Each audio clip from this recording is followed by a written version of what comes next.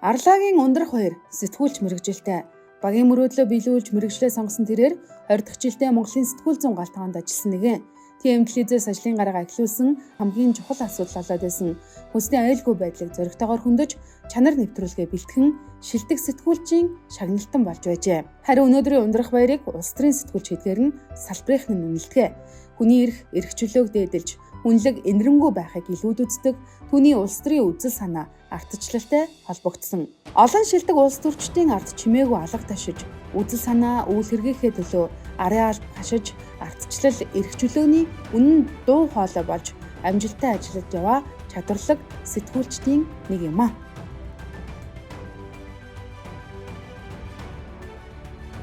Мэргэжилдээ 100% дурлаж ажилладаг гэдэг үгээр хамтран ажиллагчид нь үнийг тодорхойлдог.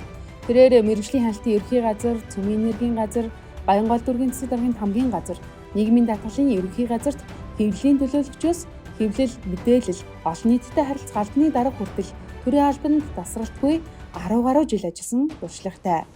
Төр иргэний хооронд гүүр олж, төрийн мэдээлэл иргэдэд илүү нээлттэй болоход өөрийн ур чадвараа зориулж олон шин санаачлаг гарган ажиллаж чадсанараа хэвлэл мэдээллийн салбартаа хүлээн зөвшөөрөгдсөн жинхэнэ төрийн албаа агч.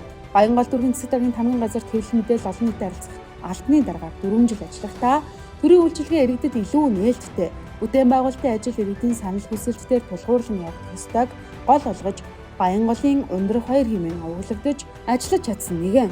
Ажиллах хугацаанд Баянгол дүүргийн 50 жилийн ог тэмдэглэх ажлыг хариуцан ажиллаж Баянгол дүүргийн 100 эрхэм, Баянгол дүүргийн төр захиргааны 50 жилийн түүх зэрэг номыг хариуцан хэвлүүлж иргэд олон нийтэд хүргэж ажиллаж байсан юм а.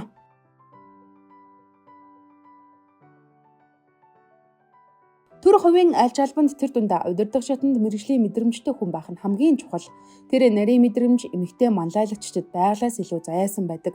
Ундрах хоёр сэтгүүлчээс мэргэжил, сэтгэл зүтгэл нь үргэлж үнэртэж байдаг гэж хамтрагчид нь үнэлдэг юм лээ. Дааж авсан ажлаа чин сэтгэлээсээ тултал хийдэг.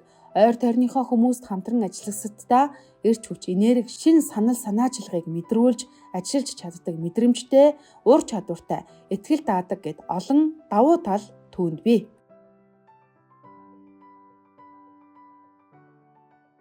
Ундрах хоёр нь төрийн албанд багаас нь тасралтгүй шат ахиж, удирдах албанд хүртлээр 10 гаруй жил ажилласан.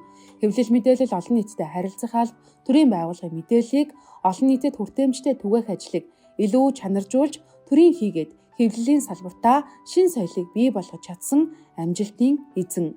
Альва ажилд мэргэшсэн хүн ажиллах нь илүү бодит үр дүн гаргаж ажилтгийн тод үлгэр жишээ болж яваа эмэгтэй юм а. Мөн тэрээр удирдлагын академийн төрийн удирдлагын магистр хамгаалсан.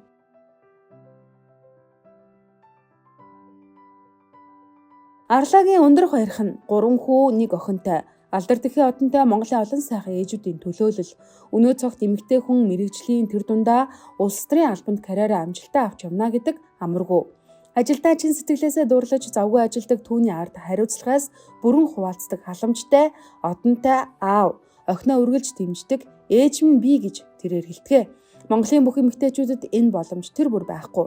Тэд 24 цаг завгүй хүүхдүүдээ өсгөж, ирээдүйд нь санаагаа чилээж, өөрийгөө бүхний ард орхиж суудаг.